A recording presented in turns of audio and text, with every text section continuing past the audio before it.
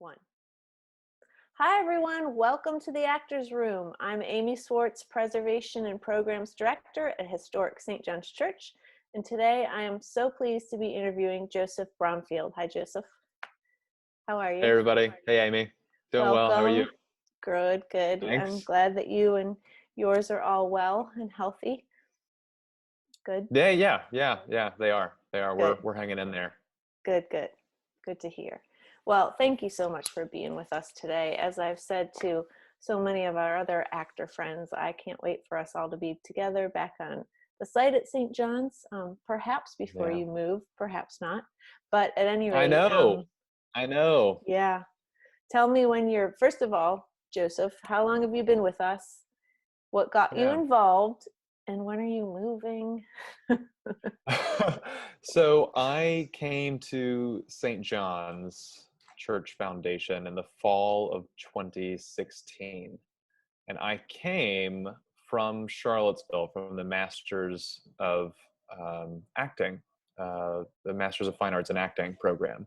So my entry point to St. John's Church Foundation was through the Richmond Theater Facebook page. And then I came up and I met Sarah and I met Charles. I'm not sure if Jerry was there or not for that first audition. But I was doing 1776 with Lucas Hall. And so I mentioned that I found the posting on Facebook. He was like, "Oh yeah, you got to come join us. Come on up, have fun." So I was doing 1776 and then came for the audition, and then I got into the real historical stuff. Got you.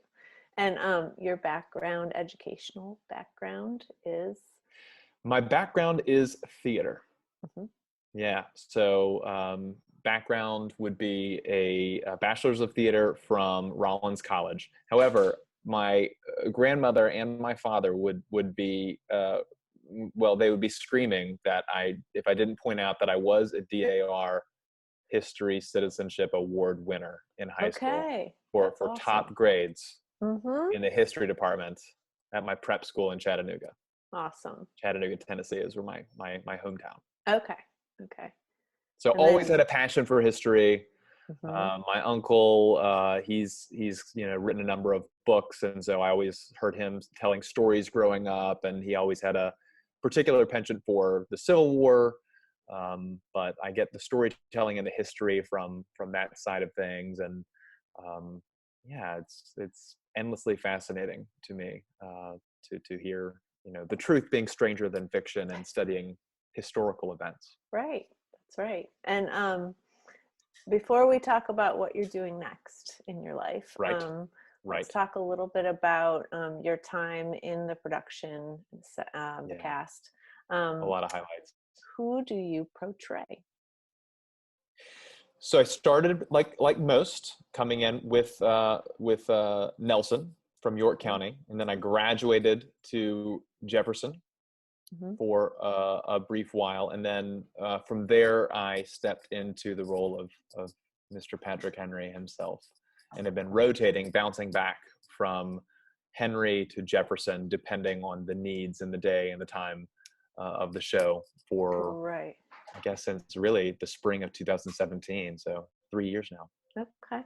And do you find it either beneficial or a hindrance to play more than one character? Oh, I love it. Oh, I love it. Yeah. It's great.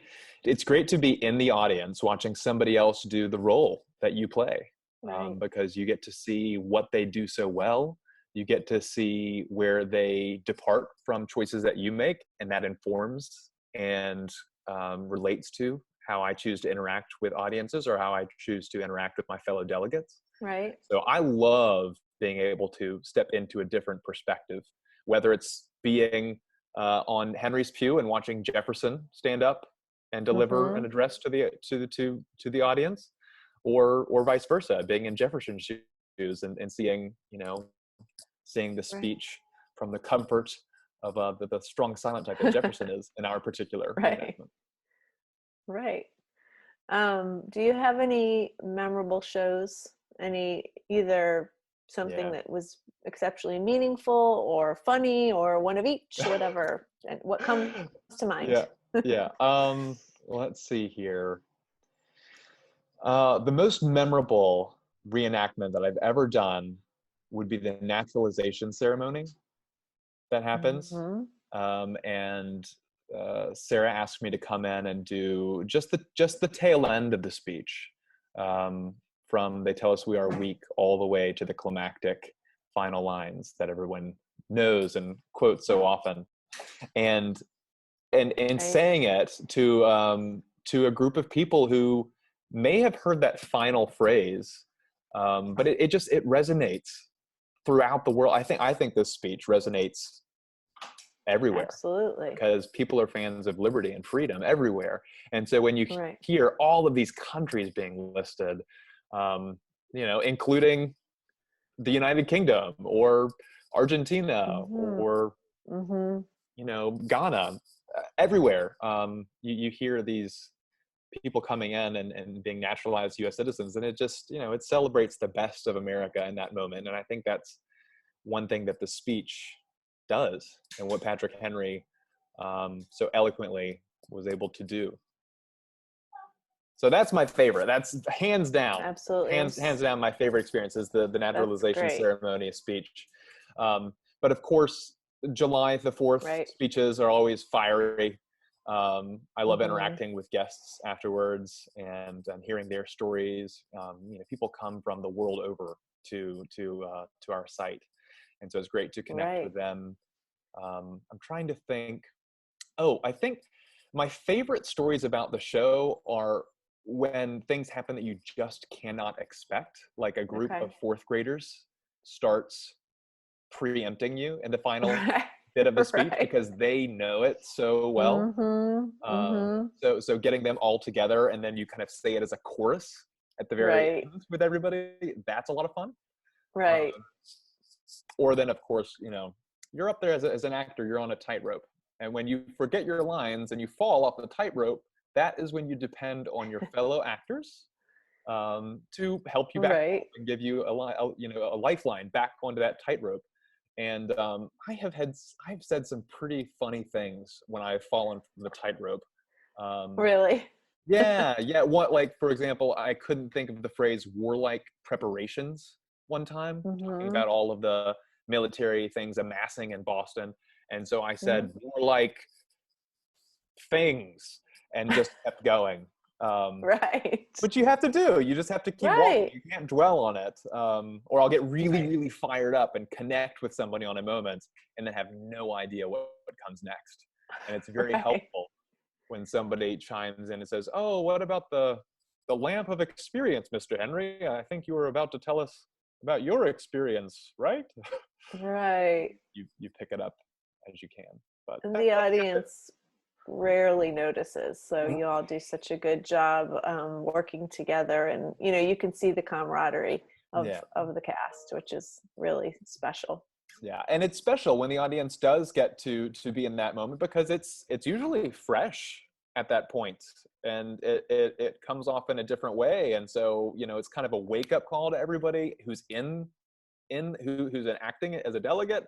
And then the Right. audience may have a sense that there's been a slight blip, or they may think, "Oh, well, that was a different moment today." But typically they're along for the ride. And certainly when this was happening, there would have been stumbles, Absolutely. Sure. there would have been awkward blemishes. So it's perfect in its imperfections. Right. Right. Right. Well, tell us, since I know that you are moving on and leaving Yeah. us, tell us when you are leaving and what you'll be doing, where you're going. Right. So I've accepted a job teaching theater and English, but there'll be plenty of history in there too, at a school in Nashville, Tennessee, Montgomery Bell Academy. Okay. And so in some ways, I'm returning to my roots. I'm originally from Tennessee Mm-hmm. and went to an all boys school in Chattanooga, the Macaulay School. And so this is an opportunity for me to take my theatrical training and to take my love of the written word and the spoken word, and translate that into a full-time teaching gig, which is something that I'm very passionate about. And That's so great. I'm really excited about that. But you better believe I've got a Patrick Henry costume that Charles Okay, Wissinger made. So Patrick Henry will be coming in some way, shape, or form to Nashville, Tennessee. that's awesome. And if this time has taught us anything, it's that telecommuting is easy peasy. So we will call on you from time to time if you will join us again. I would be disappointed if it were anything else. Okay, good. And when are you going to be leaving? Is everything still on track? Or? Everything is still on track. Mhm. I'll be starting there at the beginning of August. Okay. My wife and I have been planning history lovers, so we were going to ancient Greece. Not ancient Greece, we're Oh, going to plane for our honeymoon yeah. this summer. So we don't Oh. know when those plans will or will not come to Mm-hmm. fruition. So we could be, the plane tickets were supposed to be for May 18th, but we may be leaving in June. So we're not sure, but regardless, I want to get Mm-hmm. back to St. John's Church for another public show this summer. Good. I hope we can do that. I hope we can. Well, thank you, Joseph, so much for your time. Really appreciate it. It's a Yeah. pleasure as always. Thank you all so much for joining us today. Tune in next time for another interview with a cast member.